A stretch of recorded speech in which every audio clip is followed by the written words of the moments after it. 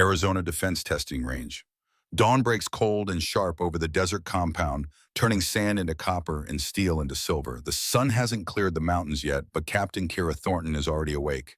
She doesn't need an alarm, hasn't needed one in 8 years. Not since Kandahar taught her that sleep is a luxury and waking is survival. 28 years old, medium height, lean muscle wrapped tight over a frame built for endurance, not show. Brown hair pulled into a regulation knot so severe it could pass inspection in the dark. Nothing about her screams special. That's the point. That's always been the point. Her quarters are sparse. Barracks issue bed made with hospital corners. A single photo on the desk. No decorations, no comfort items, no evidence of a life beyond these walls. Just the essentials and one thing that isn't essential, but might as well be welded to her soul. Under the bunk wrapped in worn canvas sits a battered rifle case. She drags it out with the reverence some people reserve for religious artifacts. The clasps click open, inside an M2010 sniper rifle that officially retired 3 years ago. Officially doesn't exist in her possession. Officially shouldn't be here at all. But it is, because some things you don't let go. Kira breaks it down in the dark. Receiver bolt assembly, barrel trigger group. Every piece disassembled with muscle memory so deep it bypasses thought. She cleans each component with a rag that smells like gun. Oil and history, then reassembles. 4 minutes flat, not rushing, not showing off. Just keeping a promise she made to herself a long time ago. The promise, never forget what you are. She brews coffee in a dented steel pot that's older than her career. No sugar, no cream, just black heat that burns going down and feels like penance. While it drips, she drops to the cold barracks floor and knocks out 50 push-ups. Perfect form. Then sit-ups. Then stretches that pull at scars on her right shoulder and left forearm. Shrapnel. Afghanistan. Nobody asks about them. She never explains. The coffee's ready. She drinks it standing at the window watching dawn gild the distant mountains. The rifle gleams on her cot like an accusation, like a reminder, like the ghost of everyone who ever taught her to shoot. On the small desk beside her bunk sits a cedar box, old wood scarred from transport corners, worn smooth by years of handling. She doesn't open it every day, but she knows its contents by heart. Inside a photograph of a man she never met. Staff Sergeant Everett Thornton, 32 years old in the photo, same age she is now. Desert camouflage. Kuwait, 1991. Holding a rifle with easy confidence. Smiling like he owned the world. He died 3 weeks after that photo. February 1996. Enemy sniper engagement covering a retreat. Killed 3 tangos at impossible distance, then took a round, saving 8 men. One of those men was a young lieutenant named Jackson Brennan. Everett Thornton died a hero. Died before Kira was born. Died without knowing his wife carried a daughter who'd spend 32 years trying to understand a father made of stories and a rifle that outlived him. The cedar box holds more. Everett's shooting journal, leather-bound pages yellowed, filled with cramped handwriting. Calculations, wind formulas, drop charts, lessons learned in ink that bled through paper. The last entry dated February 25th, 1991, one day before he died, and beneath the journal wrapped in cloth a spent brass casing, engraved with coordinates and a distance, 600 meters, the shot that saved Lieutenant Brennan's life. The shot that made Everett Thornton a legend in certain quiet circles where legends matter. Kira closes the box gently. Her father's voice exists only in these pages, his wisdom trapped in ballistic tables and margin notes. She's read every word 10,000 times, memorized his handwriting, knows his thought process better than she knows her own. One phrase appears more than any other underlined in 3 different entries. Precision saves lives.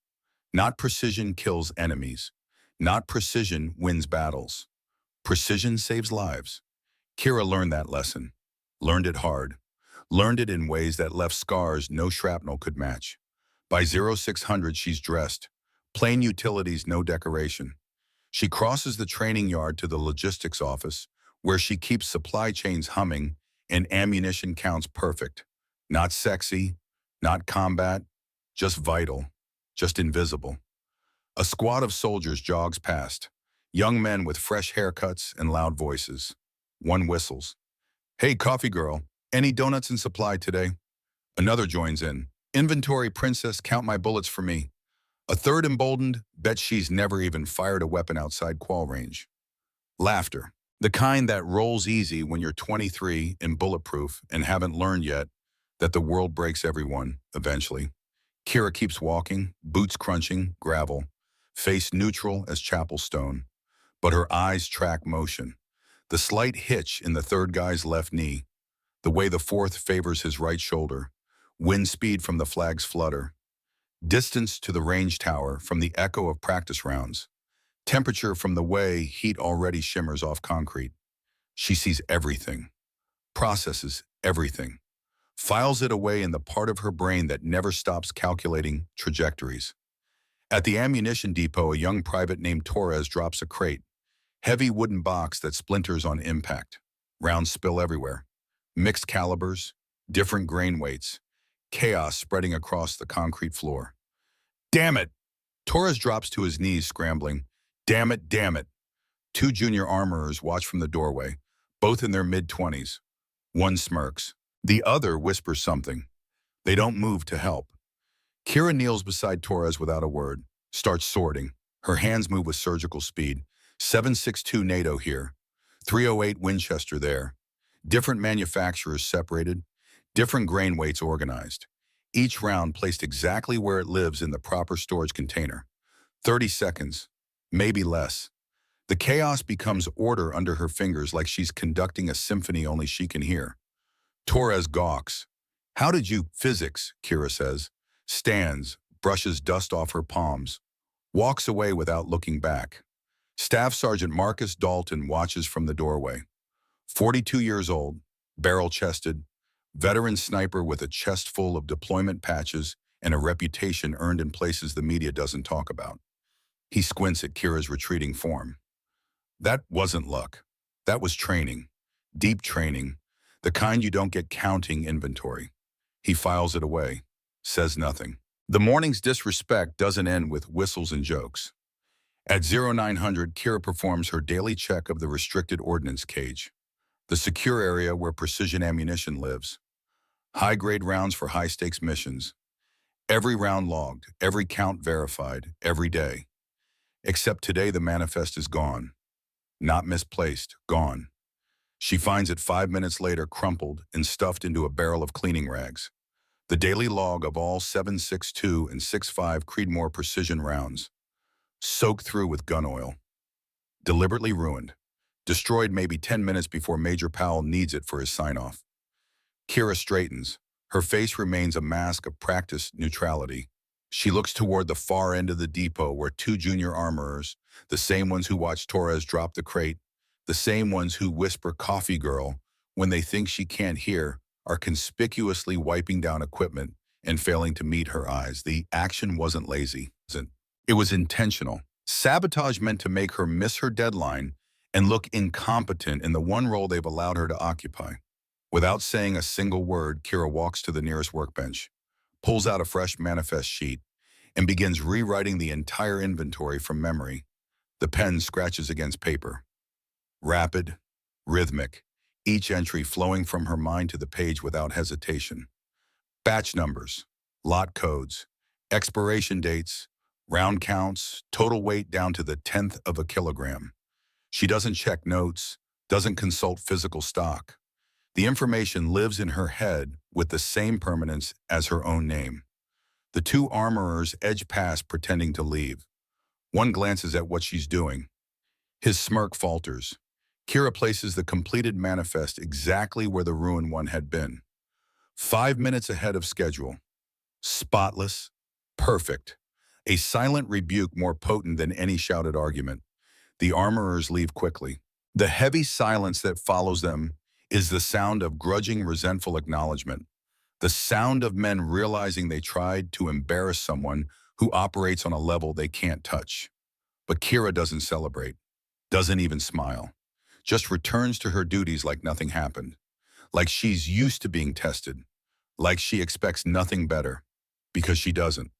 Later that morning, she sits in a briefing room with 15 other officers. Major Powell clicks through slides at the front.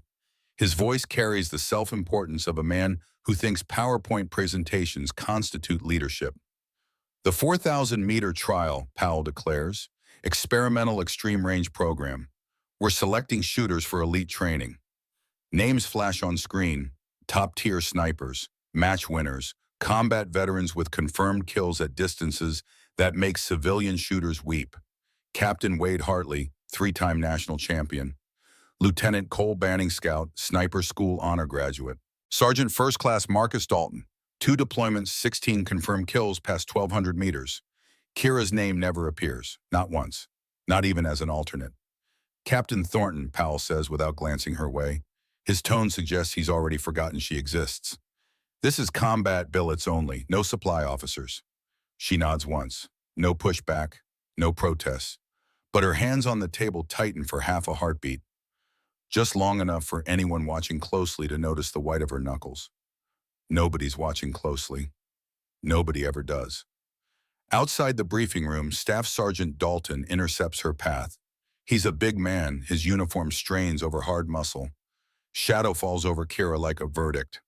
Captain Thornton, his voice rumbles low enough to avoid drawing attention, but tight with professional condescension. You think that nod sold anyone? Kira stops, doesn't look up, waits. Look, Dalton continues, I saw you sort those rounds. Good logistics skill.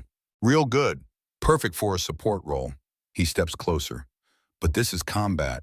The 4,000-meter trial isn't about counting. It's about being built different. It's about the killer instinct. He pauses, lets his words land like brass casings on concrete. You don't have that thing that makes you want to be on that screen. You don't have the stomach for the math when the wind tries to rip the barrel off your shoulder, Captain. Another pause. Don't embarrass the command by even thinking about stepping outside your lane. Go count boxes. Leave the impossible to the professionals. Kira doesn't flinch.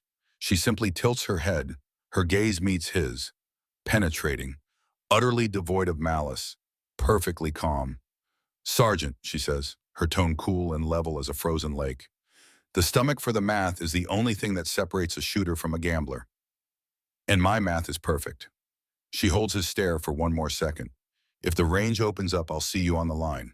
And then she walks past him, leaves the senior sniper standing alone with a vein ticking visibly in his temple. Unsure if he's just been threatened or promised a public humiliation. The rest of the day passes like all the others.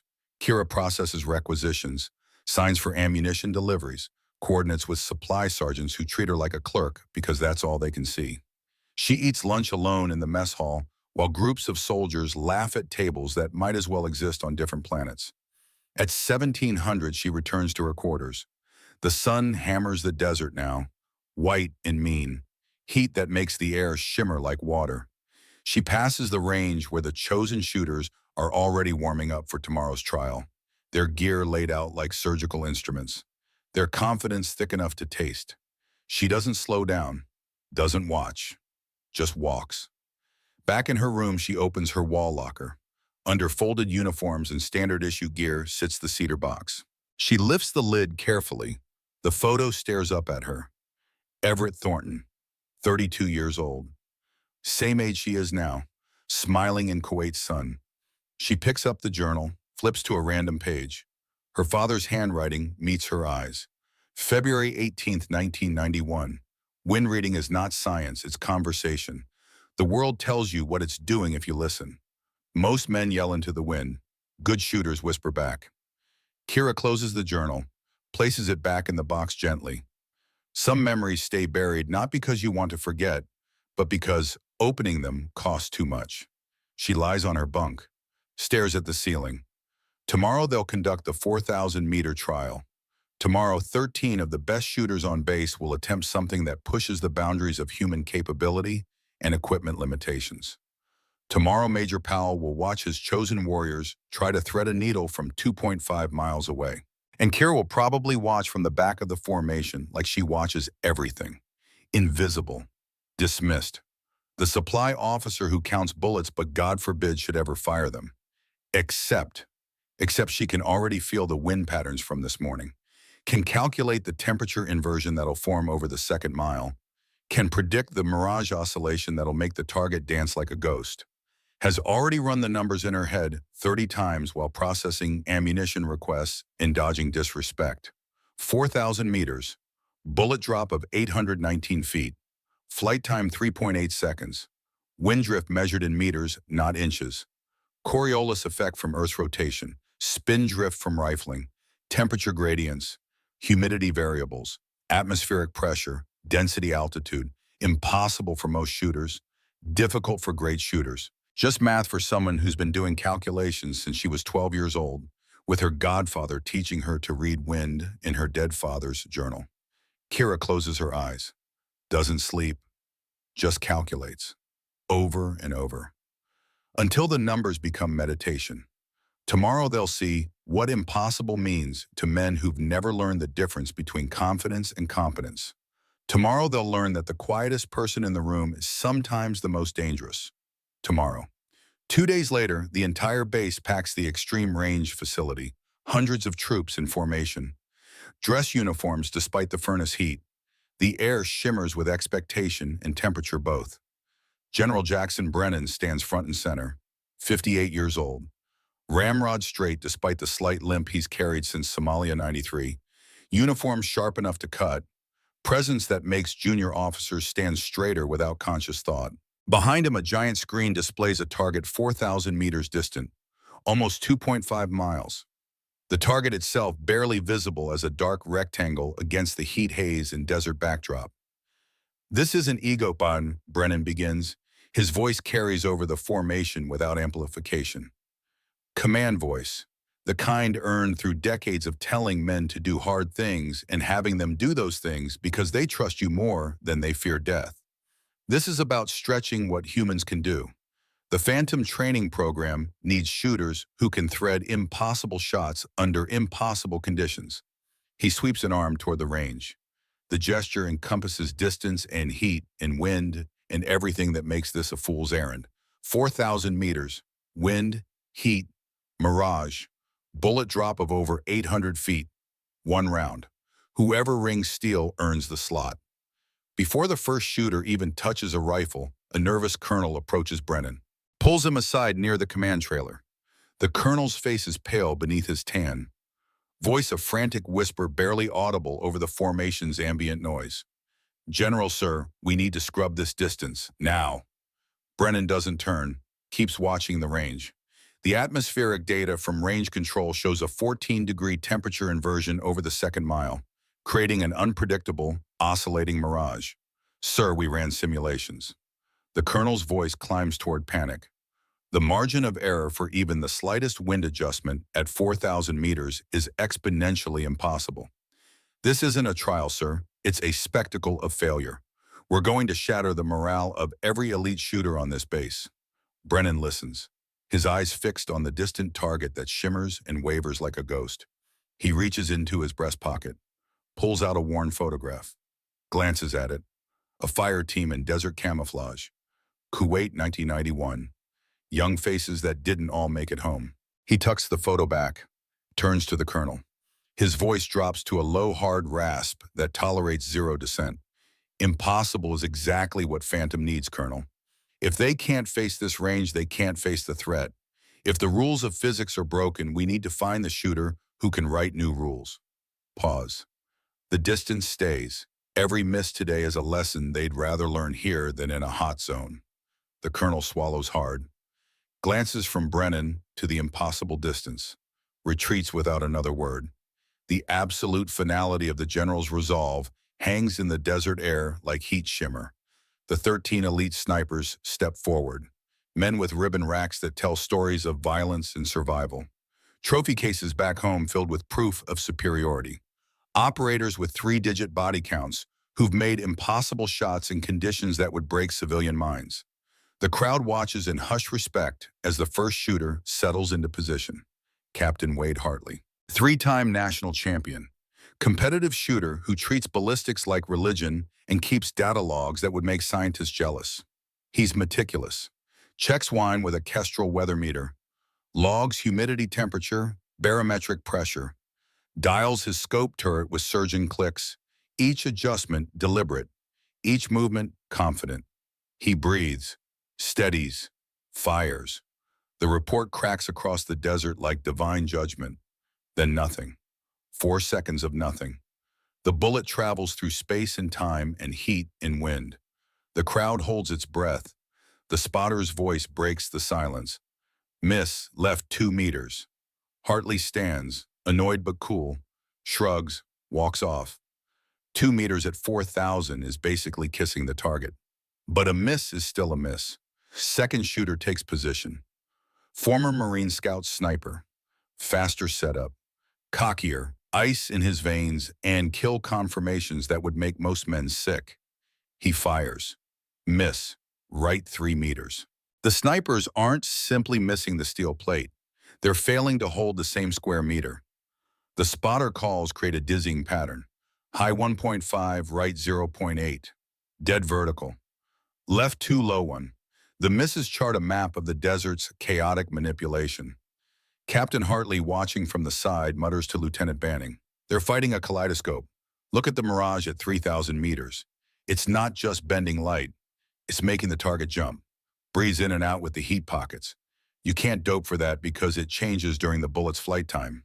A renowned competitive shooter, a man who's won matches based purely on data and preparation, throws his logbook onto the ground in frustration. Heavy paper flutters open to pages of useless information. His teammate Niels retrieves the book gently. His expression shows profound professional defeat. It's the Coriolis, the teammate whispers, tremor in his voice. We adjusted for spin, but the density shift is throwing the vertical plane. It's too complex. The target might as well be on another planet. The collective realization settles over the elite group like snow in summer. This isn't about equipment anymore. Isn't about skill. This is a physics problem, too dense, too dynamic, too cruel for human calculation. Third shooter, fourth, fifth, each brings different gear, different preparation, different swagger built on years of success. Each misses. The crowd's initial excitement fades to nervous quiet. Sixth shooter, seventh, eighth. By the 10th miss, whispers ripple through the formation. Conditions must be rigged. Maybe the target's broken. Maybe this is a psych evaluation. General Brennan watches stone-faced, arms folded, expression revealing nothing. But his eyes track every shot, every miss, calculating something deeper than ballistics. 11th miss, 12th, 13th. Captain Hartley, the final shooter, lowers his rifle, visibly angry. He's rung steel at 3,200 meters before. This should be doable. But it isn't. The desert has rules that don't care about reputation or ribbon racks or anything except physics and chaos. Brennan scans the formation. His voice carries. Anyone else? Nobody breathes. The best trigger pullers on post just ate public failure. Who would step up now? Who would volunteer to be number 14 in a string of humiliation? Silence drags, heavy, uncomfortable. The kind of quiet that makes men study their boots. Then from the back row, a voice. Female, cool, unshaken, slicing through the heat like a knife. May I try, sir? Head swivel. Confusion spreads like wildfire through the formation. Officers crane necks. Enlisted troops stand on tiptoes. Who said that? Where did it come from? Kira Thornton threads through the crowd. Plain utilities. No plate carrier, no tricked-out gear. No sniper qualification badge visible on her chest. Just another officer in a sea of uniforms, except she's walking toward the firing line while everyone else stands frozen. Lieutenant Banning actually laughs out loud. Can't help himself. The sound carries. You for real right now? Captain Hartley smirks, still holding his expensive custom rifle. She doesn't even rate a combat badge. What's next? We let the cooks shoot. Someone in the formation snorts. Chuckles spread like infection. The tension of 13 failures releases as mockery. Better to laugh at the absurd than acknowledge the impossible. Kira keeps walking, eyes locked forward, face revealing nothing. Every step measured, every movement deliberate. As she reaches the firing line, Captain Hartley steps forward. Malicious idea forming behind his eyes. Wait a minute, General. If she's going to make a spectacle, let's at least make it fair. He gestures toward his rifle. Custom Che-TAC intervention, heavily modified. Personally tuned through weeks of range time and thousands of dollars in modifications. A weapon that requires intimate knowledge to operate effectively. That Che-TAC has a fresh zero, Hartley continues. Captain Thornton here, the supply clerk, hasn't fired a precision round in 3 years. She probably couldn't tell the difference between a mill dot and a donut. He pauses for effect. I demand she use my rifle. The crowd murmurs. Some nod. It sounds fair on the surface, but everyone who knows rifles understands. A personally tuned weapon is like a tailored suit. Fits one person perfectly. Everyone else drowns in it.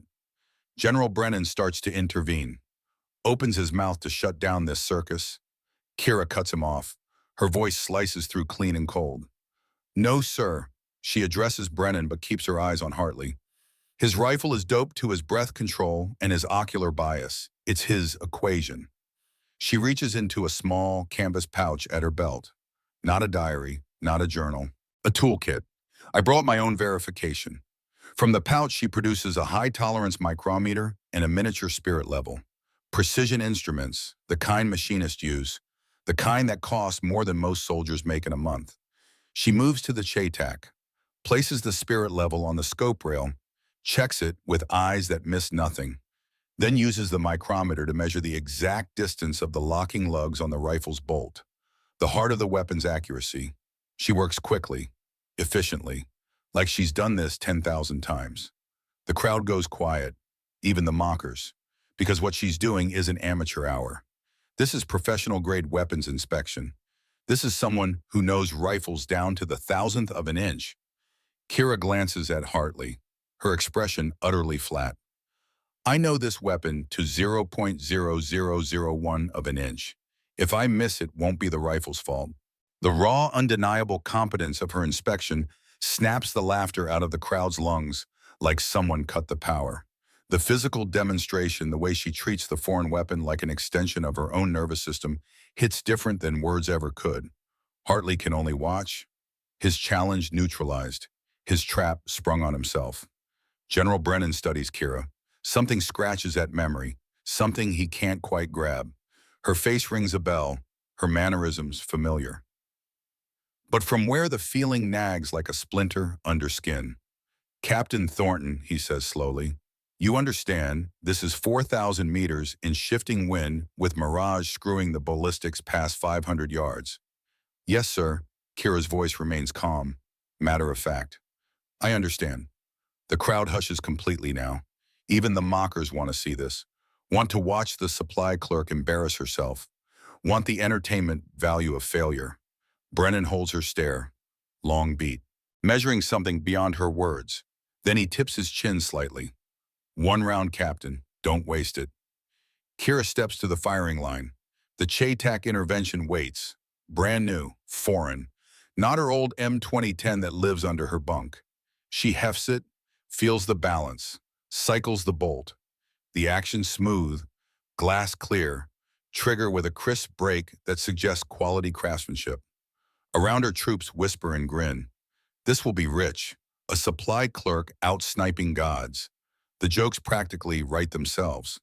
But Kira tunes them out, has practiced tuning out the world. She pulls a small leather journal from her cargo pocket, flips to pages crammed with scribbled calculations. Wind formulas, density tables, Coriolis charts, 15 years of accumulated knowledge in cramped handwriting.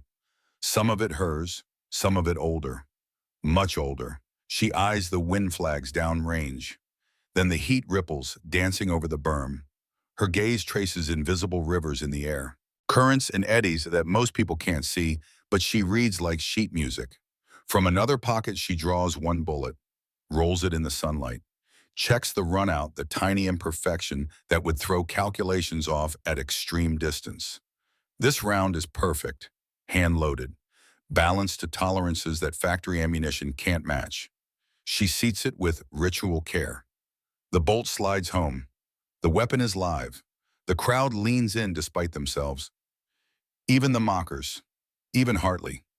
Because competence is magnetic, and what they're watching is competence that transcends mockery. Kira drops prone, snugs the stock into her shoulder, peers through the glass. The world beyond the scope becomes her universe.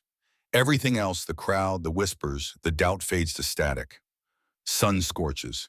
Heat rises in waves that distort reality. Sweat beads on everyone around her. On her, nothing. Her breathing slows. Metronome steady. Heart rate drops. 58 beats per minute. Then 55. The desert noise murmuring crowd hum of generators, vehicles passing on distant roads, and coalesces into a loud buzzing backdrop. Most snipers try to eliminate this noise through concentration. Block it out. Create silence. Kira doesn't eliminate it. She absorbs it, processes every input. As she settles into that perfect point of tension between relaxation and taut control, her senses intensify beyond normal human perception. The faint whop, whop, whop of a helicopter engine miles away tells her the pressure gradient is dropping slightly north of the range. The dry, papery rattle of tumbleweed snagged on the fence behind her indicates a new lower-level gust not visible on the flags. She feels micro-vibrations of the concrete slab through her cheek rest. Senses the subtle thermal shift in the pad beneath her body. Her exposed forearms read the air density like braille, translating invisible dynamic pressure differentials into pure raw data. This isn't observation. This is communion. For a fraction of a second, the entire complex ecosystem of the desert becomes a single perfectly legible, three-dimensional blueprint of the bullet's inevitable path. That single silent moment of complete sensory absorption is the core of her ability. The reason she never needs electronics that everyone else relies upon. Wind gusts without gadgets. She clicks 0.3 mils right. Finger finds the trigger. Not yanking, not pulling, caressing. The desert holds its breath. Silence thick and electric and humming with potential energy. Kira's universe shrinks to 1.4 thousand meters away. Everything else vanishes. The crowd, the laughs, the doubt. Only steel exists. Breathing drops lower. In, hold, out, hold. She learned this cadence in mountains where air was razor thin and every exhale cost energy you couldn't spare. Where one shot decided who went home in seats and who went home in bags. Through the scope, heat ghosts waltz. The target swims, warped by temperature layers and atmospheric trickery. It isn't where it looks. Physics lies at this range. Light bends, air moves, reality becomes negotiable. But Kira speaks fluent lies. Wind 12 miles per hour gusting to 15. Northeast veering. That means right push on the bullet. But the gust adds vertical stringing. She dials left 1.8 mils to compensate. Down 0.4 to account for the push. Temperature 96 degrees. Barometer 30.12 inches of mercury. Humidity 18%. No instruments needed. Her skin reads the world. Drop at 4,000 meters is roughly 819 feet. The bullet will climb, then fall through a parabolic arc that would take a mathematician hours to calculate. She does it in seconds. 3.8 seconds of flight time once the round leaves the barrel. Her mind races through numbers faster than conscious thought. Coriolis effect. Earth's spin nudges the bullet right at this latitude. Call it 6 inches. Counter left slightly. Spin drift from rifling twist nudges right another 0.3 mils. Adjust again. All of this in under 10 seconds. No computer, no ballistic calculator, just wetware and training and a conversation with physics that started when she was 12 years old reading her dead father's journal. Finger kisses the trigger. Not yanking, not pulling, caressing. The rifle fuses to bone and will. She becomes the weapon, becomes the shot, becomes the outcome. Half exhale, pause. Heart thumps once, twice. On the third beat between beats in that pocket where flesh and machine sing harmony, she sends it. Crack, like Judgment Day, like the voice of God rendered in supersonic copper and lead. Recoil familiar, almost kind. The rifle jumps, but she controls it. Has fired this dance 10,000 times with 10,000 variations. The bullet leaps at 3,000 feet per second, spinning 200,000 revolutions per minute. A copper-jacketed prayer arcing across 2.5 miles of hostile atmosphere. The crowd freezes, every eye locked on the distant target that shimmers like a mirage. The round climbs, Peaks, falls, wind shoves, but her calculations hold. Gravity tugs, but she called it perfectly. Time stretches like taffy. 3.8 seconds becomes eternity. The bullet travels through space that wants to kill it, through wind that wants to push it, through heat that wants to destabilize it, through all the chaos that made 13 elite shooters miss. Then, ting, faint but pure, the sound of metal kissing metal, the sound of impossible becoming possible, the sound of physics bending to will. The spotter's voice comes through, shaking, first a whisper, then louder, then a shout that carries over the entire formation. Hit! Bullseye! Dead center! The formation explodes. Hundreds of voices erupt in sound that rolls across the desert like artillery fire. Cheering, shouting, disbelief made audible. But the sound doesn't last. As Kira sits up calmly, disconnecting from the rifle, removing ear protection, hands rock steady, a strange absolute silence falls over the firing line, dominated by the heavy panting breathing of 13 elite shooters who just watched their world rewrite itself. Captain Hartley, still kneeling by his untouched gear, is visibly shaking, his face drained of color, staring at the screen where the dead center hole mocks every assumption he's ever made about his own superiority. Lieutenant Banning walks 3 feet behind the firing line and vomits into the gravel, the humiliation of physical gut punch he can't contain. Staff Sergeant Dalton slowly picks up the logbook the competitive shooter threw down earlier, smooths out the crumpled pages with grim reverence. Every equation he ever relied upon just rendered obsolete by a woman he told to stay in her lane. The shock isn't just that she hit, it's how clean the hit was, proving their collective failure wasn't due to impossible conditions, but due to their own comparative inadequacy. Kira doesn't spare any of them a glance. She simply removes her ear protection, adjusts the knot of her hair, and waits for the general to speak. Her composure is a silent, devastating indictment of their swaggering, noisy efforts. General Brennan steps forward, stares at the jumbo screen. The hole dead center. The cleanest 4,000-meter shot he's ever witnessed in 30-plus years of military service. His mind tries to process what just happened and can't quite make the pieces fit. "Hold on," he mutters, voice still carrying because command voice never really shuts off. "Dead center. How?" He turns to Kira. "How did you dope that?" Kira meets his eyes. No pride, no ego, just stating facts. "Physics, sir. Wind right to left, 14.3 miles per hour average, with gusts to 16, 96 degrees, spawned a mirage at 600 meters. Compensated left 1.8, down 0.4. Standard ballistic adjustment for Coriolis and spindrift." Lieutenant Banning, wiping his mouth, looks sick. "Nothing standard about that." Kira's face doesn't move. "Just math and repetitions, sir." Brennan's eyes narrow. "Where'd you get the repetitions?" Kira pauses. Just a flicker, a micro-expression that suggests the answer costs something to give. Then she says it. Quiet, simple, final. "Afghanistan, sir, 2016. Operation Silent Guardian." General Jackson Brennan freezes. The words hit him like sniper fire. "Afghanistan, 2016. Operation Silent Guardian." Memory slams home with physical force. Kandahar province. His advisory team pinned in a mud-walled compound, eating fire from 3 rooftop positions.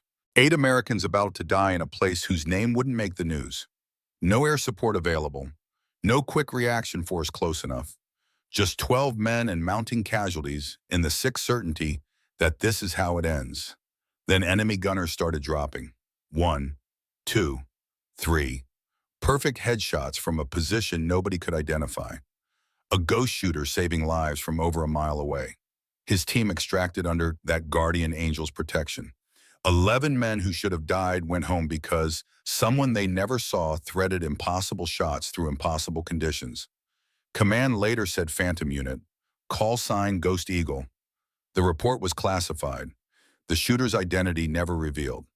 And Brennan, grateful alive, promoted, never knew who pulled them out of the fire. Until now. "You being," he breathes. "You were my overwatch." Kira nods once. "Yes, sir." The crowd has gone church quiet, but now it's not shock. It's reverence. The story ripples through the formation in whispers. She saved the general, saved his team. This wasn't a fluke.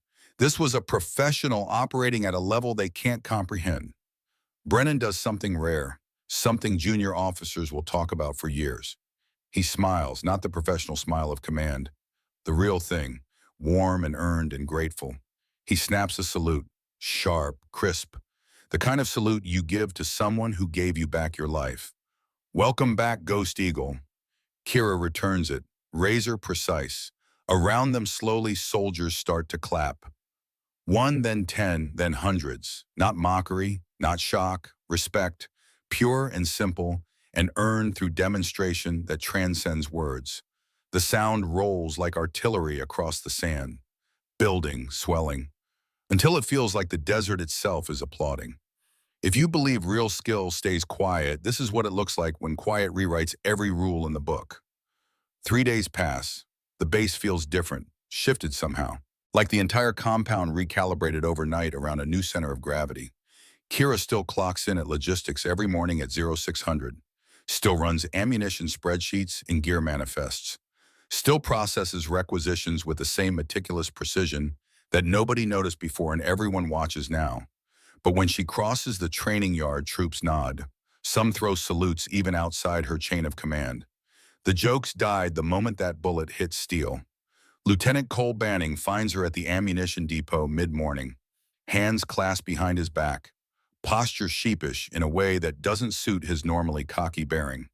"Captain Thornton," he says, voice quieter than she's ever heard it. "I owe you an apology." Kira looks up from her tablet, face neutral. "For what?" "For doubting you, for laughing." He shifts his weight, can't quite meet her eyes. "For being an ass." She weighs the apology, measures its sincerity against the mockery she's absorbed for 3 years, then nods once. "Apology accepted. You didn't know." "Still," Banning says, "it was weak. I was weak." He pauses, gathers courage. "Could I ask you something?" "Shoot?" "How do you do it? How do you shoot like that? I've trained 10 years, been to scout sniper school, shot in competitions, never seen anyone dope win that fast without instruments." Kira sets the tablet down, leans against the supply cage. For a moment, she considers deflecting, keeping the mystique. But something in Banning's earnestness deserves honesty. "You trained 10 years, she says. "I calculated for 15. Every shot is an equation. Wind drop, density, temperature, earth spin. Solve the math ring, the steel."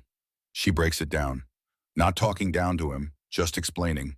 Wind reading through grass movement and flag angles. Drop calculation from density altitude. Temperature effects on powder burn rates. Coriolis from latitude and direction. Spin drift from rifling twist rate. All the variables that turn a trigger pull into a physics problem. "But the feel isn't magic," she continues, "it's volume. 10,000 hours reading grass before you can predict the next gust. 10,000 more learning how different bullets behave. Different powders, different primers. Drill the fundamentals until math becomes heartbeat." Banning nods slowly, absorbing it, not the secret formula he hoped for. Just work. Endless, deliberate work.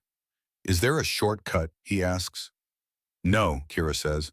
"Most people want the trophy without the grind, want to be called sniper without earning sniper. That's why they miss." She lifts the tablet back to work.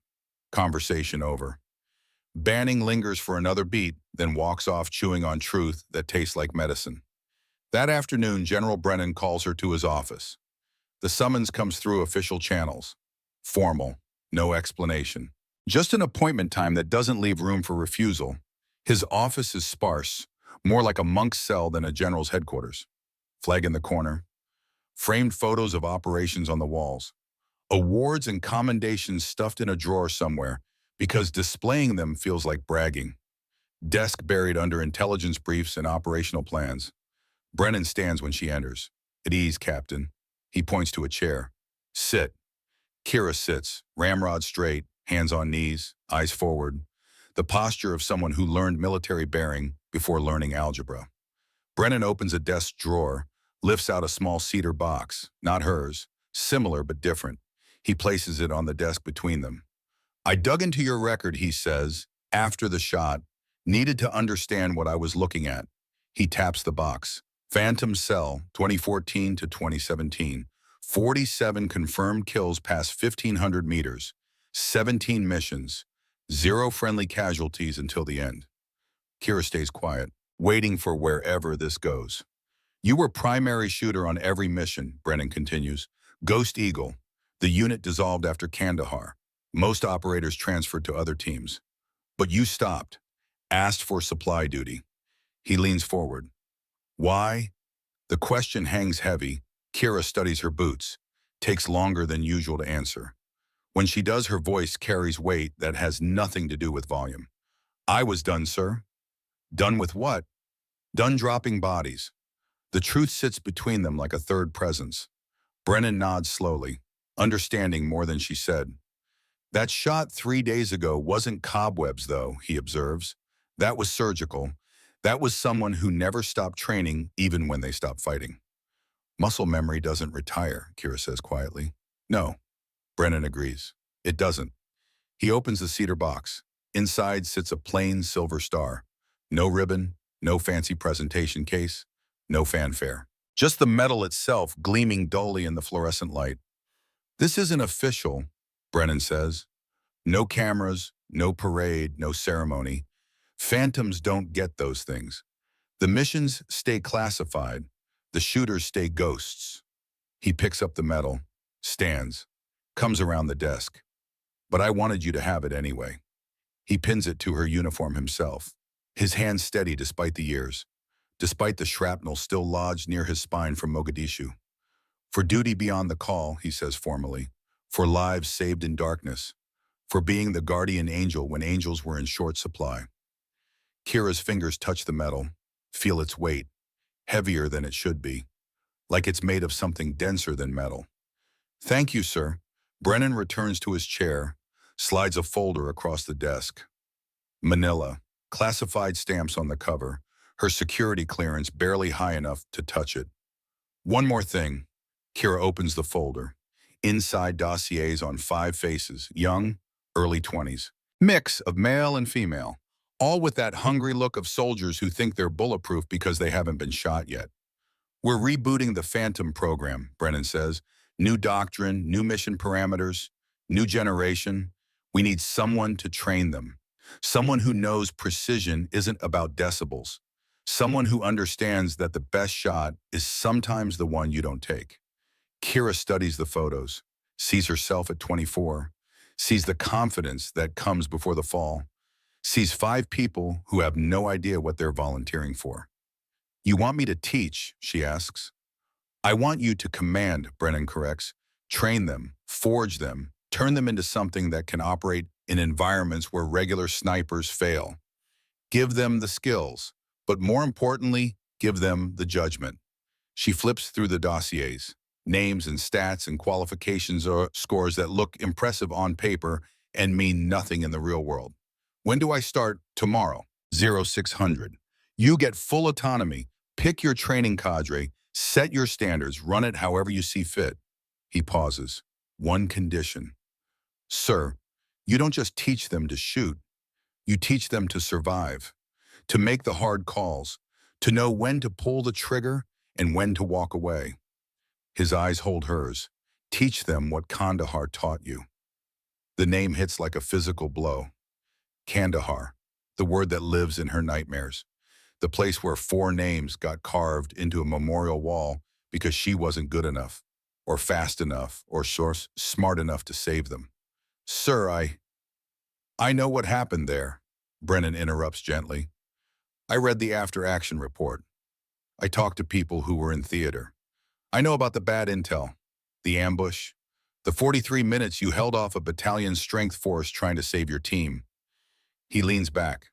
I also know you blame yourself for the 4 who didn't make it. But Captain 14 men are alive today because of what you did, including me and my team. Kira's jaw tightens, not the response she expected. Those 4 wouldn't want you hiding in logistics. Brennan continues. They'd want the mission to continue. They'd want their sacrifice to mean something.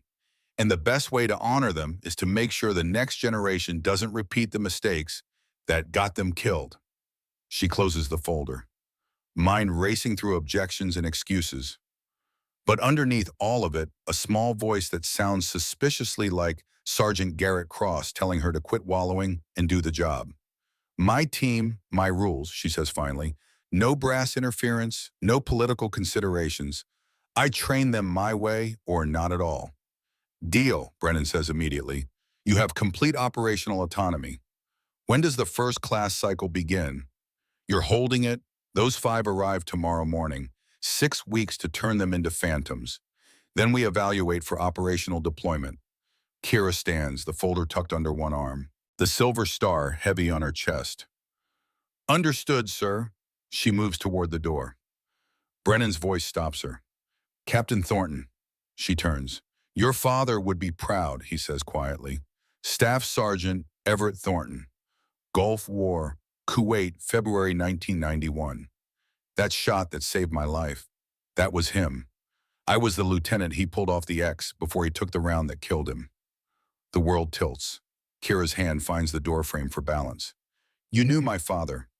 I was his spotter, Brennan says. We trained together at Benning in the 80s, deployed together in 91.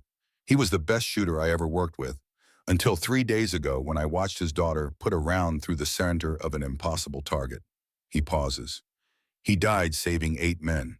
You've been saving people ever since you picked up a rifle. That's not coincidence, Captain.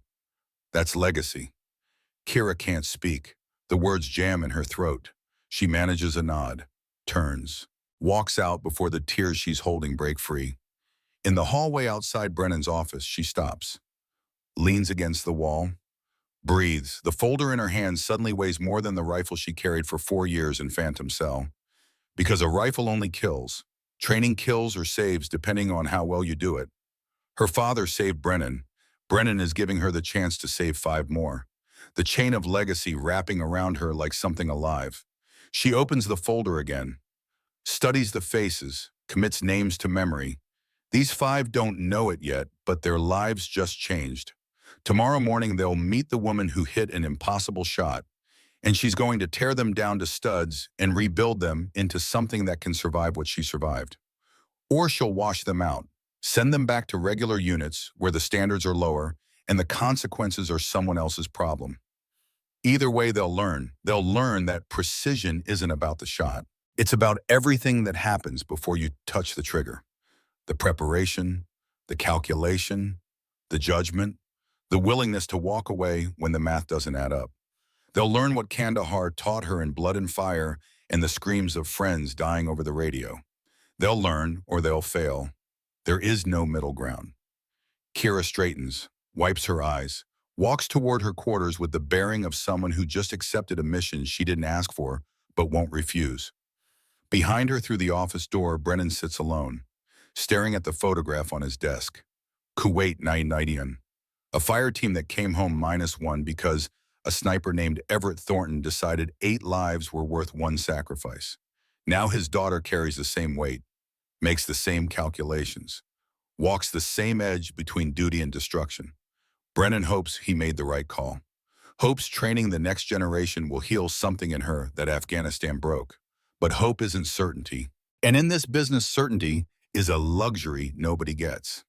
He returns to his paperwork.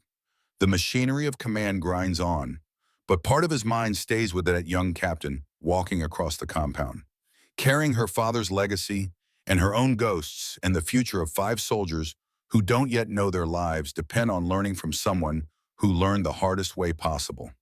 The past crashes into the present, crashes into the future. All of it converging on a desert base in Arizona where impossible shots become possible and ghosts teach the living how to survive. That night, Kira doesn't sleep. Can't sleep. The folder sits open on her desk. 5 faces staring up at her. 5 lives she's responsible for now. She thinks about Kandahar. Can't help it. The name is a trap door in her mind. Step on it, and she falls through into memories that don't fade no matter how much time passes. Afghanistan, 2016. Operation Silent Guardian. The mission brief was simple. High-value target in a compound outside Kabul village. Small force. Quick infiltration. Snatch and extract. Intelligence said 8 to 12 enemy combatants. Standard numbers for a mid-level commander's security detail. Phantom cell deployed with 5 operators. Sergeant Garrett Cross leading. 30 years old, wiry and intense with a voice that could cut through chaos and make order. He'd been in the unit since its inception. Survived 17 missions. Trained half the snipers currently operating in theater. Specialist Ainsley Pierce handled intelligence and communications. 26. Brilliant with languages and pattern recognition. Could pull actionable intelligence from noise that would drown anyone else. She'd cracked 3 separate networks in 18 months. Saved countless lives with intercepted communications. Corporal Brennan Colt ran demolitions and breaching. 24. Farm kid from Iowa who could build a bomb from hardware store parts or disarm one with steady hands and ice water in his veins. Got his call sign because he was cool under pressure. Never rattled, never rushed. Lieutenant Owen Sullivan served as medic and secondary team leader. 29. Pre-med before he enlisted. Saved more lives with a trauma kit than most doctors save in hospitals. Calm, methodical. The kind of medic who could perform surgery in a ditch while taking fire and never lose focus. And Corporal Kira Thornton, 24, primary shooter, call sign Ghost Eagle, 47 confirmed kills over 3 years. Never missed when it mattered. Never let the team down. Until Kandahar. The mission started clean. Pre-dawn insertion. Kira on Overwatch Ridge 1 mile from target compound. Good position, clear lines of sight. 3 rooftop positions covered. She glassed the approach while the team moved in. Everything looked normal. Compound walls, single entrance. Guard rotation matching the intelligence brief. No red flags, no warning signs. The team reached the compound. Cross gave the signal. They moved in. That's when the world exploded. IEDs detonated simultaneously. Coordinated blasts from positions that intelligence said didn't exist. The compound walls erupted with muzzle flashes. Not 8 to 12 combatants. 40+ battalion strength force. Dug in, waiting. The intelligence wasn't wrong by accident. It was wrong on purpose. They'd walked into a kill box designed specifically for them and Cross's voice cracked over the radio. Professional even in crisis. Ghost Eagle, we are compromised. Multiple tangos dug in positions. Request immediate fire support. Kira was already engaging, scope finding targets, finger on trigger. First shot dropped a gunner on the north roof. Second shot took a fighter moving to flank. Third shot stopped an RPG team before they could fire. But they kept coming. For every one she dropped, 2 more appeared. The compound was a hornet's nest, and her team was trapped inside. Kasavac requested Pierce's voice, stressed but controlled. Coordinates transmitted. Minutes crawled. Kira's barrel heated. Cherry red, vision blurred from heat mirage. Her hands bled from rapid bolt manipulation. Load fire cycle acquire fire. Over and over, trying to create enough chaos in the enemy ranks to open an escape corridor. 18 minutes in, RPG hit near Cross's position. The explosion visible even from a mile out. Shrapnel cloud, bodies thrown. Man down, Sullivan's voice. Medical training cutting through. Cross's hit throat wound, I need. The transmission cut to wet gurgling. The sound of a man drowning in his own blood while his medic tried to save him. Kira kept shooting, dropped her 9th target, her 10th, creating windows of opportunity that the team couldn't exploit because they were pinned down trying to save their leader. 24 minutes. Sullivan confirmed what everyone already knew. Cross is gone. I'm taking command. We're moving to secondary extract point. Colt and Sullivan dragged Cross's body. Wouldn't leave him behind. That was the code. No man left behind even if the man was already dead. Even if carrying his corpse made them slower targets. They made 50 meters. Then Colt stepped on a secondary IED. The explosion massive even at a mile distance. Kira watched through her scope. Watched Colt disintegrate. Watched Sullivan get thrown 10 feet. Watched Pierce scramble to help the medic who was now the patient. Colt's down. Pierce's voice breaking. Sullivan's hit Ghost Eagle. I need. Enemy fire intensified. They could smell blood in the water. Moving in for the kill. 38 minutes. Kira spotted the enemy commander. Older man, gray beard, coordinating the assault with hand signals. If she could drop him, the attack might falter, might buy precious seconds. But taking the shot would reveal her position. 20-plus enemy fighters would zero in on her ridge. She'd have to displace. Lose her overwatch advantage.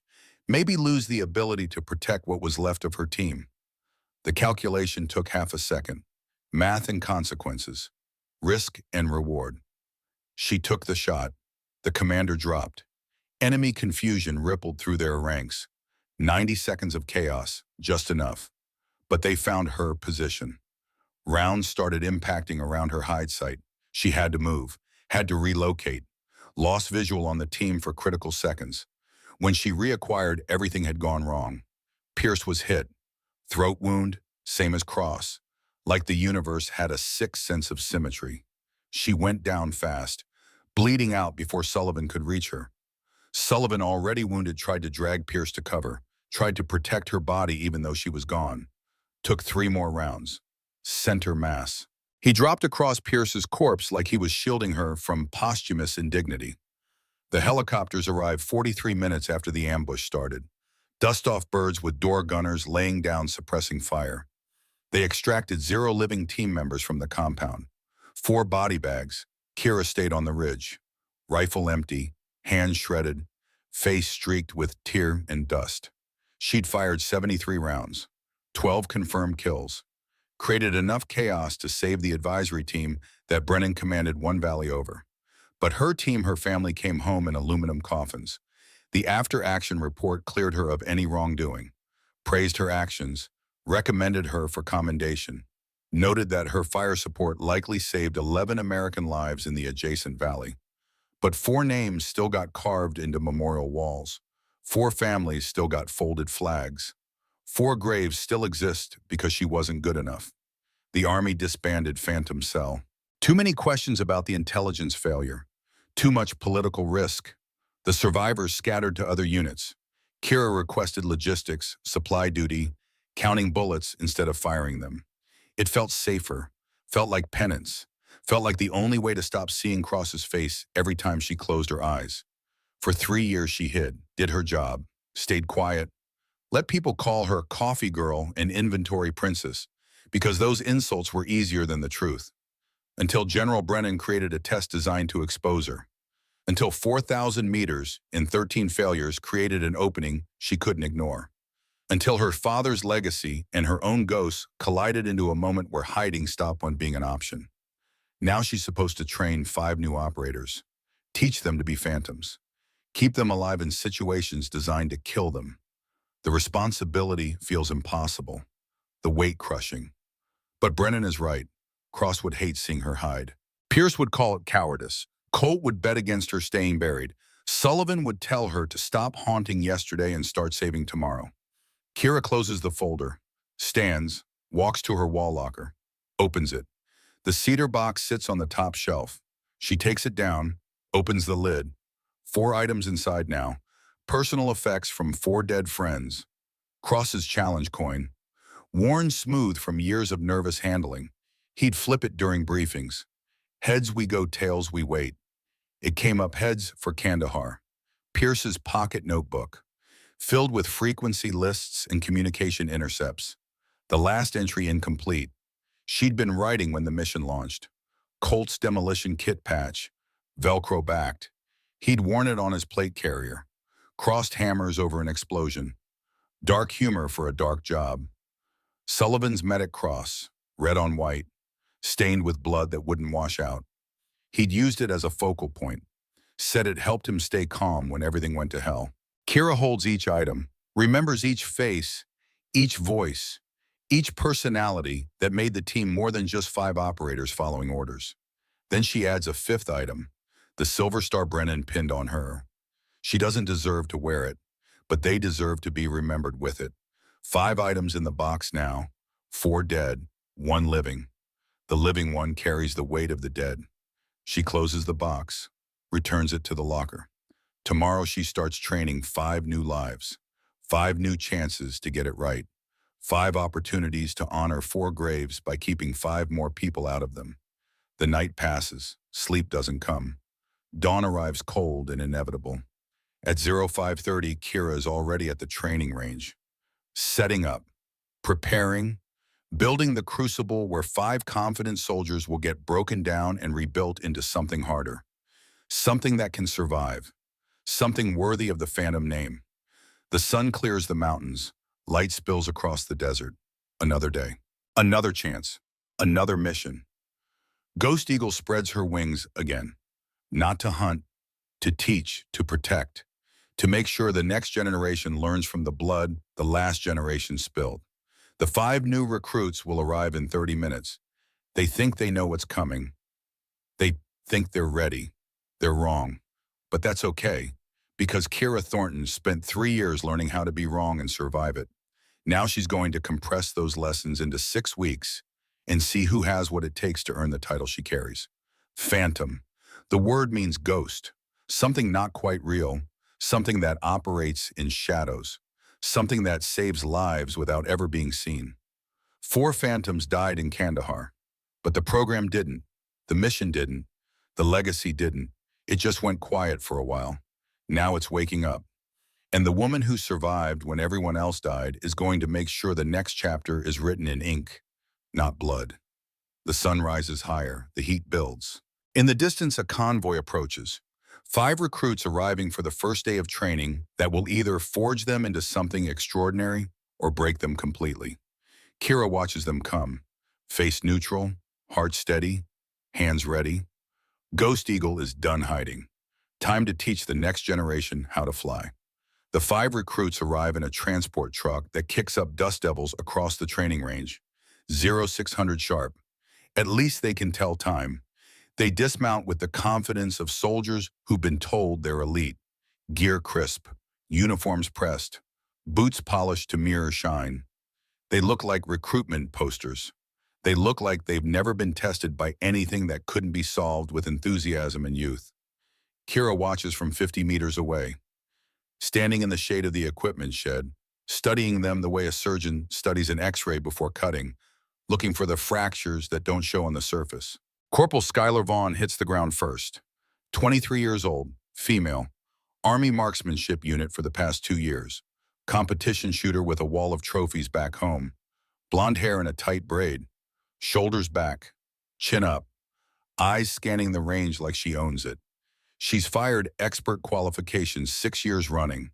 She thinks that means something here. Sergeant Finn Gallagher follows, 25, male, Marine Corps Scout sniper school graduate, 2 deployments to the Middle East, 14 confirmed kills. By-the-book professional who lives by the manual because the manual has always been enough. Dark hair, hard eyes, moves like someone who's seen violence but hasn't been broken by it yet. Specialist Harper Sinclair drops next. 24, female, Air Force Security Forces with a specialty in counter-sniper operations. Tech-focused, grew up with computers and ballistic calculators, believes every problem has a digital solution. Red hair pulled into a regulation bun. Pale skin that's going to burn in this desert sun, carries a tablet in her cargo pocket like it's a religious text. Private First Class Rhett Donovan lands last. 22, male, National Guard with exactly 0 combat deployments, but raw talent that got noticed at a regional shooting competition. Farm background, Montana, grew up hunting elk at long range and mountain wind. Natural shooter who's never been formally trained. Brown hair, lean build, moves with the unself-conscious grace of someone who doesn't know he's gifted yet. And Corporal Quinn Mercer, 26, female, Army Ranger qualified, the only one in the group with the Ranger tab on her shoulder. Aggressive, physical, believes strength and speed solve most problems. Black haircut almost to her scalp. Tattoo visible on her forearm. Eagle clutching a rifle. She's the type who runs toward gunfire instead of taking cover. 5 different backgrounds, 5 different skill sets. 5 egos that are about to get shattered like glass targets. They form up without being told. Muscle memory from basic training. Stand at attention facing the range, waiting for someone to claim authority. Kira walks out from the shade. Plain utilities. No rank insignia visible from this distance. No special tabs or badges, just another body on a desert base. She approaches slowly, lets them get a good look at who they're waiting for. Recognition hits Vaughn first. Her eyes widen slightly. "That's her," she whispers to Gallagher. "That's the Ghost Eagle." The whisper carries. They all turn to stare. The woman who hit the impossible shot. The legend who came back from the dead. Standing in front of them in utilities that have seen better days and boots that have walked through places their nightmares don't go. Kira stops 10 feet away, studies them with eyes that measure worth and calculations they can't see. Lets the silence stretch until it becomes uncomfortable. "I'm Captain Kira Thornton," she says finally, voice carrying across the range without shouting. "You'll address me as Captain Ma'am or Thornton. You call me Ghost Eagle, you do burpees until you vomit." Clear. "Yes, ma'am," 5 voices in unison, sharp, eager. "You've been selected for Phantom training." Kira continues. 6 weeks. At the end, you'll either earn the designation or wash back to your regular units. There is no middle ground. You don't graduate with honors. You don't get partial credit. You either become Phantom or you don't. She starts walking, a slow circuit around their formation, inspecting, measuring. Phantom operators don't work in teams of 12. We work in cells of 5, sometimes less, always outnumbered, always operating in conditions that would make conventional forces abort. Our job is to accomplish missions that aren't supposed to be possible. Kira stops in front of Vaughn. "What's your background?" "Corporal, Army Marksmanship Unit, ma'am." 6 years expert qualification, 2 years competitive shooting. First place at Arlington. "How many times have you been shot at?" Vaughn blinks. "Ma'am, shot at, with bullets designed to kill you." "How many times?" "Never, ma'am." Kira moves to Gallagher. "Sergeant. Marine Scout Sniper, 2 deployments, 14 confirmed kills. Longest shot was 1,100 meters in Helmand Province. Furthest you've shot in training, 1,800 meters, ma'am." Sinclair Bond, the Air Force Specialist, straightens. "Counter-sniper operations, specialized in ballistic computer modeling, and have ever fired a shot without a calculator." Sinclair hesitates. "Not at extended range, ma'am." Donovan, the young private, looks nervous. "National Guard, ma'am. Got noticed at a competition. Shot 2,200 meters in Wyoming wind. But I haven't deployed or..." "You've killed animals. Ever killed a person?" "No, ma'am." Mercer, the Ranger qualified corporal, meets Kira's eyes without flinching. "Ranger school graduate, 3 combat deployments. Close quarters specialist. I can shoot, but my strength is direct action." "Your longest kill?" 400 meters, ma'am. I prefer getting close." Kira completes her circuit, returns to the front. "So we have a competition shooter who's never been in combat, a Marine who thinks 1,100 meters is long range, an Air Force specialist who can't function without a computer, a National Guard private with talent but zero training, and a Ranger who likes to get close." She pauses. "You know what I see?" Nobody answers. "I see 5 people who are going to fail if they don't unlearn everything they think they know." Her voice hardens. "Competition shooting is not combat. 1,100 meters is not extreme range. Computers fail in the field. Talent without discipline gets people killed. And getting close is not always an option." She lets that sink in. "This morning we're going to establish a baseline. See what you actually know versus what you think you know. Follow me." Kira leads them to the range. 5 shooting positions set up, each with a rifle. Not custom competition guns. Standard M2010 ESR platforms.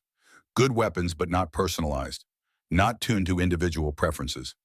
"Targets at 1,500 meters, she says. 5 rounds each. No ballistic computers, no kestrels, no laser rangefinders. You get a compass, a map, and your eyes. Weather conditions are what you see. Wind is what you feel. Distance is what you estimate. You have 5 minutes to study conditions and take your shots." Vaughn's hand goes up. "Ma'am, without instruments, how are we supposed to..." "Figure it out. That's the training." Kira checks her watch. Each minute starts now. The recruits scramble. Gallagher drops prone immediately. Old Marine habit. Get on the gun fast. Sinclair pulls out her tablet, then realizes she can't use it. Looks lost without her technology. Donovan studies the wind flags with farm boy instinct. Vaughn tries to calculate in her head. Mercer just settles behind the rifle like she's going to muscle the shot through willpower alone.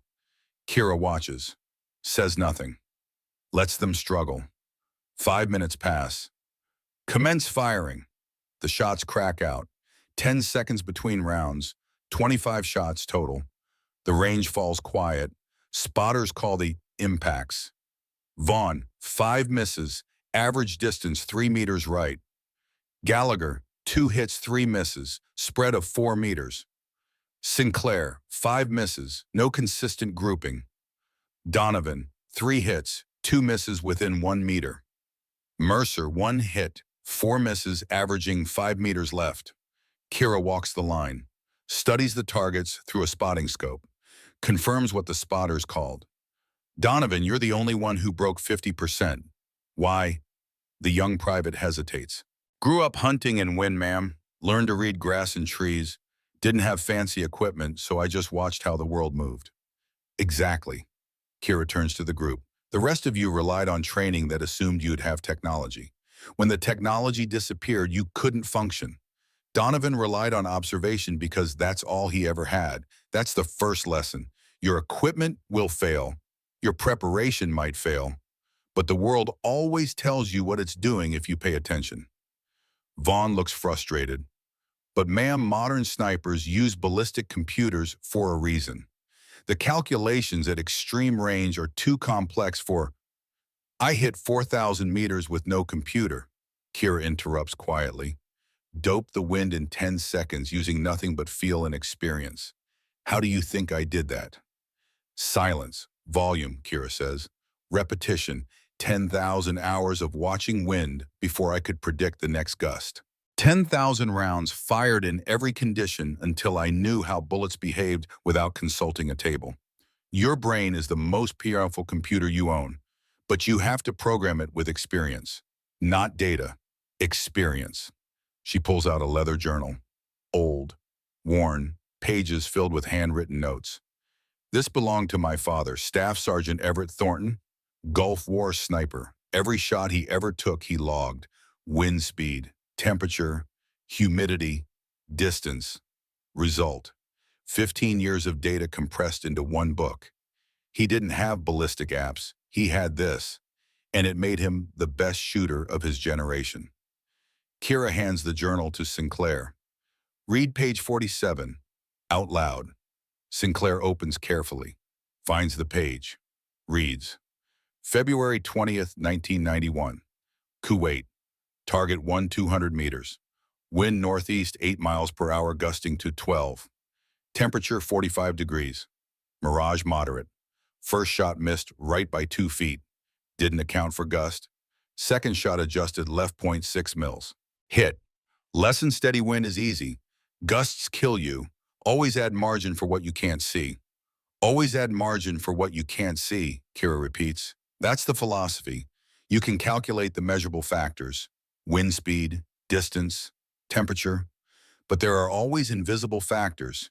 Air currents you can't detect. Thermals you can't measure. Pressure changes happening in real time. The computers can't account for those. But you can, if you train your senses to read them. She takes the journal back. This week you're going to do nothing but fundamentals. Breath control, trigger press, reading mirage, estimating wind without instruments, building the foundation that makes everything else possible. It's going to be boring. It's going to feel like a waste of time. But I promise you, anyone who can't master the basics will never survive the advanced work. Gallagher raises his hand. Ma'am, I've already been through Scout Sniper School. I know the fundamentals. Then you should excel this week, Kira says flatly. Prove it. She dismisses them to individual practice, spends the next 8 hours rotating between positions, correcting, teaching, demanding perfection in the smallest details. Breath control measured in seconds. Trigger press so smooth it surprises the shooter when the gun fires. Natural point of aim adjusted until muscle strain disappears completely. By 1800, they're exhausted, frustrated, several on the edge of quitting. Kira calls them together. How many of you think today was a waste?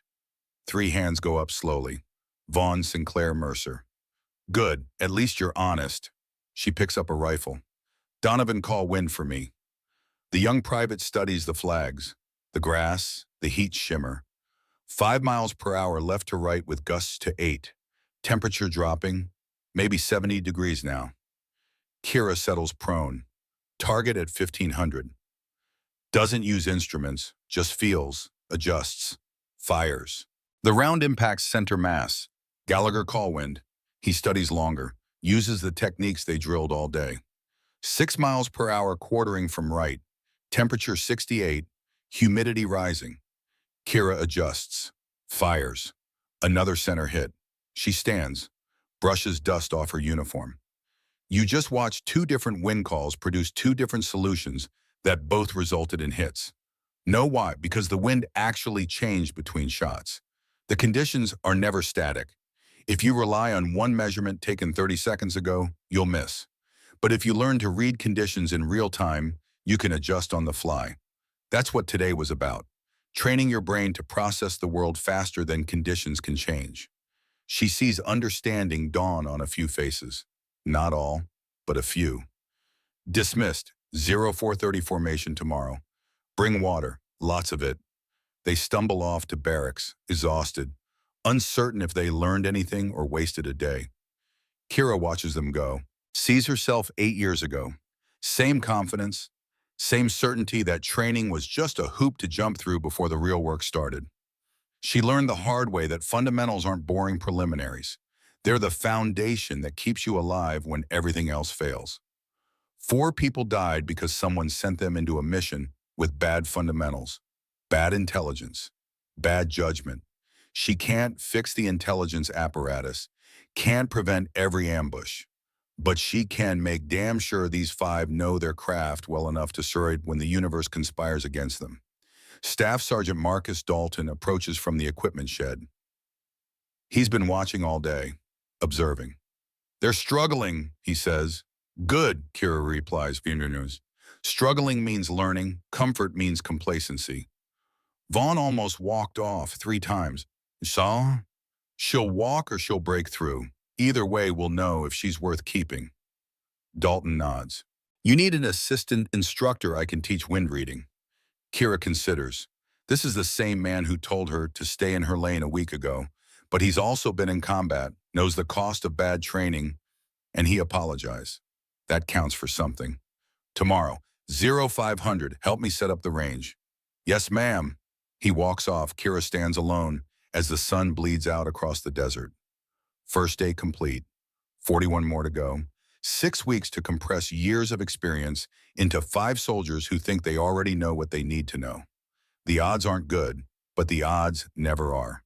That's why they call the missions impossible. 3 weeks pass. The training evolves from fundamentals to application. Distances increase, conditions worsen, standards tighten. Vaughn breaks on day 18. Not physically, mentally.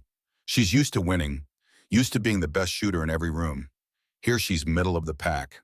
The frustration compounds until she throws her rifle after missing a shot at 2,000 meters. I can't do this, she shouts. The wind here is impossible. The mirage is worse than anything I've ever seen. How am I supposed to stop? Kira's voice cuts through the outburst like a blade. Pick up the rifle. Vaughn stands there, chest heaving, eyes wet, on the edge of walking away. Pick up the rifle, Corporal. Slowly Vaughn bends, retrieves the weapon, cradles it like she's ashamed. Kira walks over, speaks quietly, just for Vaughn. You think crying is weakness? Yes, ma'am. It's not. Crying is human. Quitting is weakness. Giving up because something is hard is weakness. Breaking your equipment because you're frustrated is a weakness. Kira pauses. But struggling, fighting through frustration, that's strength. So cry if you need to, then get back on the gun and try again. Because the mission doesn't care about your feelings. It only cares if you can make the shot when it matters. Vaughn wipes her eyes, nods, returns to position, misses the next shot, and the next. But keeps trying, keeps fighting. Something shifts in her that day. The arrogance burns away. What's left is humility and determination. By week 4, they're all changing. Gallagher stops relying on memorized formulas, starts trusting feel over calculation. His groups tighten, his speed increases. He learns that being by the book is good until the book doesn't cover the situation you're in. Sinclair has a harder adjustment. Technology has been her crutch for years. Without it, she's lost. But slowly, painfully, she learns to observe, to measure with senses instead of sensors. Her breakthrough comes during a night shoot when her ballistic calculator dies and she has to dope a shot using only instinct. She makes it, barely, but she makes it, realizes her brain works even when the batteries don't. Donovan's natural talent gets refined into genuine skill. The raw farm boy ability shaped by technical knowledge. He becomes the fastest shooter in the group, not the most accurate, but the fastest. He can read conditions and adjust quicker than anyone else. It's a gift. Kira makes sure he understands that gifts without discipline get wasted. Mercer struggles the most. Her Ranger background taught her aggression and speed, but precision shooting requires patience, stillness, the ability to wait hours for one perfect moment. It goes against every instinct she has, but she's tough, refuses to quit even when everything in her wants to charge forward instead of lying still. By week 6, they're operating as a unit, understanding each other's strengths, covering each other's weaknesses. They're not phantoms yet, but they're close. The final evaluation comes on day 42, a practical exercise designed to test everything they have learned. A simulated mission. 5 targets spread across 2,500 meters. 3 shooters, 2 spotters. 1 chance to get it right. Kira observes from the command post. Dalton beside her. General Brennan present to evaluate. This is the moment where 6 weeks of hell either pays off or proves insufficient. Gallagher runs lead, positions the shooters himself, Vaughn and Donovan. Mercer and Sinclair serve as spotters and security. They move into position with practiced efficiency. No wasted motion, no unnecessary communication. First target, 1,900 meters. Gallagher takes it, studies conditions, calls his own wind, fires. Impact, clean hit. Second target, 2,200 meters. Elevated position. Vaughn's shot. She settles, breathes. The old competition shooter who relied on points is gone. What remains is a sniper who understands that scores don't matter. Only hits. She fires. Impact. Third target, 2,500 meters. Donovan, the hardest shot. He reads the grass. Watches mirage. Makes micro-adjustments based on feel that can't be taught, only learned. Fires. 2 seconds of flight time. Impact. Fourth and fifth targets. Gallagher and Vaughn again. Both hits. 5 for 5. Perfect score. The exercise complete. Kira watches the replay on the monitors. Studies their movements, their communication, their execution. Looks for flaws. Finds only minor issues. Nothing that would compromise a real mission. Brennan leans over. What's the verdict? They pass, Kira says. Barely. They still have rough edges, but they can function. They can make the shots. They can work as a unit. That's enough for now. Recommendation? Deploy them on a low-risk mission first, something controlled. See how they perform under real pressure before throwing them into hell. Brennan nods. Agreed. I have something in mind. Intelligence suggests a target near the Syrian border. Small compound, limited opposition, good first mission for a new team. Something about this phrasing tickles Kira's instinct. Small compound, limited opposition. Intelligence suggests. The same phrases that preceded Kandahar. I want to see the intelligence brief before anyone deploys, she says. Of course, you're the commander. You're called to make. The 5 recruits return to the observation post. Exhausted, proud. They performed well and they know it. Kira stands, faces them. You passed the evaluation. Congratulations. As of this moment, you are designated Phantom Qualified. Smiles break out, relief and pride mixing together. Don't celebrate yet, Kira continues. Qualification is not the same as proven. You've earned the right to attempt real missions. You haven't earned the right to be called elite. That comes later. After you've performed in conditions where mistakes cost lives, where the enemy shoots back, where the intelligence might be wrong and the weather might turn, and everything you planned falls apart. Then we'll see what you're made of. She pauses, lets them absorb that. You have 48 hours leave. Spend it however you want. Then we begin mission planning for your first deployment. Dismissed. They file out. talking quietly among themselves. The weight of what's coming settling onto shoulders that carried only theoretical responsibility until now. Brennan hands Kira a folder. Syria brief. Target is a mid-level coordinator for a network planning attacks on U.S. embassies. Compound outside a small village. Intel says 12 to 15 guards. Mission is observation and elimination if the shot presents itself. Kira opens the folder, reads. Something feels wrong. The intelligence is too clean, too certain. 12 to 15 guards, small compound, limited opposition, all the same words that preceded disasters. Who sourced this intelligence? Multiple streams, SIGINT human overhead imagery, all correlating. When was the last update? 72 hours ago. 72 hours is a lifetime in a combat zone. Situations change, forces move.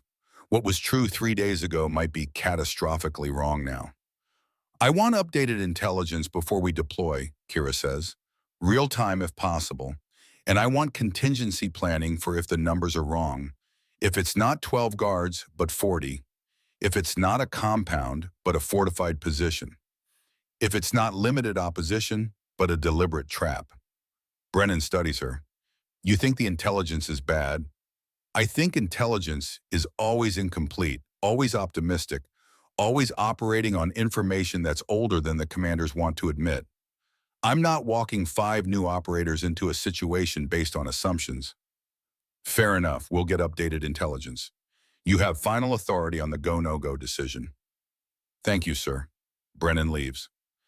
Kira sits alone with the folder, opens it again, studies the compound layout, the approach routes, the extraction plans, looking for the flaws, the assumptions, the blind spots that intelligence briefs always have. On paper, it looks manageable. Textbook operation. But Kandahar looked manageable on paper too. And 4 names on a memorial wall prove that paper doesn't stop bullets. She closes the folder, stands, walks out into the desert evening. The sun sets blood red over the mountains. Heat leaches out of the sand. Stars begin to emerge from the darkening sky. Somewhere in that sky in a compound thousands of miles away, a target exists. A mission waits. 5 new operators will face their first real test, and Kira Thornton will have to make the call. Send them in or hold them back. Trust the intelligence or trust her instincts. Balance the mission requirements against the lives at risk. It's the loneliest math in the world. The kind her father did. The kind that got him killed, saving 8 men. The kind she's been avoiding for 3 years by hiding in logistics, where the only calculations were inventory and the only casualties were paperwork errors. But she's not hiding anymore. She's commanding. And command means making impossible choices with incomplete information and living with the consequences. The memorial wall stands silent in the gathering dark. 4 names carved in stone. Cross, Pierce, Colt, Sullivan. They trusted her to make the right calls. She made calls based on intelligence that was wrong. They died. She lived. The math has never balanced. Now she has 5 more lives to calculate with. 5 more names that could end up on walls if she makes the wrong call. She touches the silver star on her chest, feels its weight, a medal for saving lives, a reminder that her job isn't to make shots. It's to make sure the people under her command survive to make shots. The mission brief says go, 12 to 15 guards, limited opposition, clean shot. Simple extraction. Her instinct says wait, verify, update, triple check. Because simple missions have a habit of becoming catastrophes when the first bullet flies. 2 weeks later, the intelligence updates arrive. Kira reviews them in the mission planning room. The 5 Phantom operators sit around the table. Dalton present as senior advisor. Brennan observing. Overhead imagery from 18 hours ago shows the compound. Thermal scans indicate heat signatures consistent with 12 to 15 individuals. Communication intercepts suggest routine security operations. No indication of reinforcement or heightened alert status. Everything matches the original brief. Everything looks clean. But Kira can't shake the feeling. The same feeling she had before Kandahar. Not based on evidence, based on experience. The universe trying to warn her through channels that don't show up in intelligence reports. What's your assessment? Brennan asks. Kira studies the imagery again, looking for what's not there. The intelligence looks solid, she says slowly. But intelligence looks solid before Kandahar too. I want one more thing before we commit. What? I want to go in myself, advance reconnaissance, eyes on target 24 hours before the team deploys, verify the intelligence with direct observation. If it matches, we execute. If it doesn't, we abort and reassess. Gallagher frowns. Ma'am, that puts you at risk. If we're going as a team, you are going as a team, Kira interrupts. I'm going as insurance. I'll be in position 48 hours before you arrive. Watching, counting, verifying. When you move in, you'll have real-time intelligence from someone you trust. Not a report that's hours or days old. Live updates from eyes on target. Brennan considers. It's unorthodox. So is sending a new team into a potential trap based on intelligence that might be wrong. You don't trust the intelligence apparatus. I trust direct observation more. And I trust my ability to call an abort if the situation doesn't match what we've been told. Silence around the table. The 5 operators exchange glances. They've trained for 6 weeks under Kira's command. They know her history. They know about Kandahar. They understand that her paranoia is earned. Brennan nods slowly. Approved. You have 72 hours to set up Overwatch. Team deploys on your signal only. If you call abort, they don't move.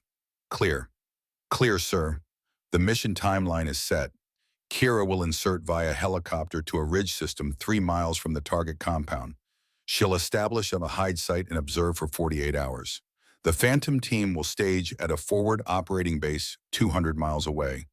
When Kira confirms the target is valid, they'll move in. If she calls abort, they stay put. 3 days later, Kira is prone on a ridge in Syria, alone. Rifle beside her. Spotting scope set up. The compound visible in the distance. Just another collection of mud walls and flat roofs in a landscape full of similar structures. She's been watching for 36 hours, counting guards, tracking patterns, monitoring communications with equipment that Sinclair would love and Kara barely tolerates. The count matches. 12 guards visible during day. Pattern suggests 3 more inside. Total of 15. Exactly what the intelligence said. Routine changes at 0600 and 1800. Morning and evening. Predictable. Professional but not paranoid. No indication they're expecting trouble. Everything looks exactly as briefed, which somehow makes Kira more nervous, because the world is rarely this cooperative. She watches through another sunset. The compound lights up. Generator hum carries across the distance. Voices audible in quiet moments. Normal sounds of normal security operations. At 2200, she radios the forward operating base. Encrypted burst transmission. Overwatch to command. Target confirmed. Count verified at 15. Patterns match intelligence. Recommend execute. Brennan's voice comes back. Copy Overwatch. Team deploys at 0400. You have go authority. Kira acknowledges, settles in for another night of watching. The team will arrive in 6 hours, move into position, wait for her signal, then execute. It should work. The numbers match, the intelligence holds. The plan is sound, but she keeps watching because numbers lie. Intelligence misleads. Plans fall apart. At 0300 movement, vehicles approaching the compound from the east. Kira's heart rate spikes. She zooms the night vision scope. 3 trucks, military configuration. They stop at the compound. Figures dismount. 12, 15, 20, more than 20. Reinforcements. Not in the intelligence, not in the pattern, not expected. Just arriving at the worst possible moment. Kira counts. 28 new arrivals. Combined with the 15 already present. Total of 43 enemy combatants. More than triple the intelligence estimate. The mission just became Kandahar. Her hand goes to the radio, muscle memory from 8 years ago. The same call she should have made in Afghanistan. The call that might have saved 4 lives. Overwatch to command. Abort. Repeat abort. Target reinforced. Count now 40 plus. Mission compromised. Static, then Brennan's voice. Copy abort. Standing down team. Good call Overwatch. Relief floods through her. The right call made at the right time. 5 operators who won't walk into a kill box. 5 names that won't end up on memorial walls. The Phantom team never launches. They stand down at the forward base, frustrated, disappointed, eager to prove themselves and denied the chance. But alive. Definitely alive. Kira extracts 12 hours later. Helicopter pickup from the same ridge she occupied for 2 days. She arrives back at the forward base to find 5 operators who look at her with mixed emotions. Respect for making the hard call. Frustration at the missed opportunity. Uncertainty about whether the abort was necessary or overcautious. Gallagher approaches. "Ma'am, can I ask a question?" "Go ahead." "Do you think we could have handled it 43 instead of 15? Still within the realm of—" "No." Kira cuts him off. "You want the truth. I don't know if you could have handled it. Maybe you would have. Maybe you would have adapted and overcome and completed the mission. But maybe you would have died. And I'm not willing to gamble 5 lives on maybe." She pauses, makes sure they're all listening. "I lost 4 people in Kandahar because I trusted intelligence that was wrong and executed a mission that should have been aborted. I will not repeat that mistake. Ever. If the numbers don't match, we don't go. If the intelligence looks questionable, we wait. If my gut says something is wrong, we abort. Because missions can be retargeted. Objectives can be reassessed. But you can't bring back the dead." Silence. They absorb the lesson written in blood. "I'd rather have you frustrated and alive than satisfied and dead," Kira finishes. "Get used to disappointment. It's part of the bomb, but so is going home." Over the next month, they run 3 more missions. All successful, all carefully planned and thoroughly vetted. The Phantom team performs well, makes their shots, completes objectives, comes home without casualties. They're not legendary yet, not elite, just competent professionals doing dangerous work and surviving because their commander refuses to let enthusiasm override caution. But they're learning, growing, becoming something more than 5 individuals with rifles, becoming a unit that trusts each other and trusts their leader to make the hard calls. 6 months after training began, Kira stands at the memorial wall again. Same 4 names, no new additions. That's what success looks like in this business. Not trophies, not medals, just the absence of new names carved in stone. General Brennan joins her. "The Phantom program is officially reinstated," he says. "Command is pleased with the results. 5 operators trained and deployed without casualties. Multiple successful missions. You've proven the concept works." "The concept always worked," Kira replies. "It just needed better judgment in execution." "Agreed." Brennan pauses. "There's talk of expanding, training more cells. You interested in commanding the program long term?" Kira considers. Part of her wants to say no, wants to go back to the simple math of logistics where bullets are counted, not fired. But another part, the part that sounds like Cross and Pierce and Colt and Sullivan, knows that hiding never solved anything. "I'll do it," she says, "on one condition." "Name it." "I maintain operational authority on all missions. If I say abort, we abort. No pressure from above. No political considerations. Just the judgment call based on ground truth." "Done. You have my word." They stand together in silence. 2 soldiers who survived when others didn't. 2 people who understand that victory isn't measured in objectives achieved, but in lives preserved. The sun sets over the memorial wall. Light fades to shadow. Stars emerge. Somewhere in the darkness, future missions wait. Future operators will need training. Future calls will need to be made. But tonight, the wall has only 4 names. And 5 new operators are alive because someone learned from those 4 deaths and refused to repeat the mistakes that created them. Kira touches the silver star on her uniform. Still heavy. Still carrying the weight of everyone who didn't come home. But now it carries something else too. The weight of everyone who did come home. The 5 who made it through training. The 5 who survived missions that could have killed them. The 5 who will train others and pass on the lessons learned in blood. Legacy isn't about perfect shots at impossible distances. It's about the accumulated wisdom of survival. The knowledge bought with sacrifice. The judgment earned through loss. Her father saved 8 men with 1 shot and died for it. She saved 5 and counting. Different math, same mission. Precision not just in marksmanship, but in knowing when to shoot and when to hold fire, when to execute and when to abort, when to trust the plan and when to trust the instinct that whispers danger. Ghost Eagle flies again, not hunting, teaching, leading, building something that will outlast her, just like her father built something that outlasted him. The chain of legacy continues, names on walls honored by keeping new names off them. The desert wind rises, carries the heat of the day away, brings the cold of the night.